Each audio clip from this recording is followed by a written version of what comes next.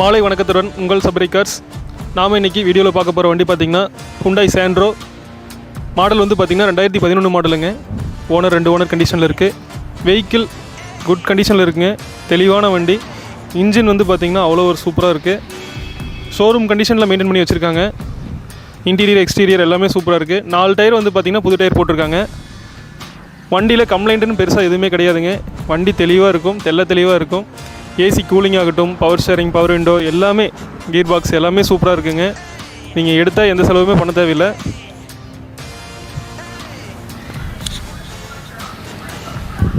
Insurance வந்து பார்த்திங்கன்னா full insurance போட்டிருக்காங்க.